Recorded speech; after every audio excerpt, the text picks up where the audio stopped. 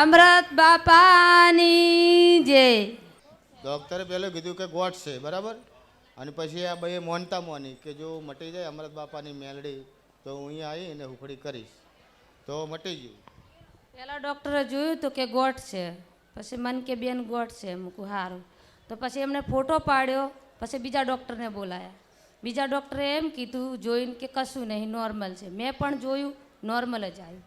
પહેલાં જોયું તું આવડી બધી ગોઠ બતાવતું હતું. અને આ મારો ભાઈ છે અને સાહેબે એમ કીધું હતું કિડનીને લેવર બે ખરાબ છે. પછી મેં બીજા દવાખાને બતાવ્યું ને સુખડીની મોનતા રાખી બેની. એટલે પછી એનું લેવરનું થોડું બતાવ્યું 50%, કિડની નહીં કશું નહીં, સારું થઈ ગયું. પછી હમણાં બતાવ્યું તો કે સારું છે. બસ માડી જે કોઈ હોય તો કેજો માડી. હું તમને એટલું કહું છું, યાદ કરવું હોય તો કરજો.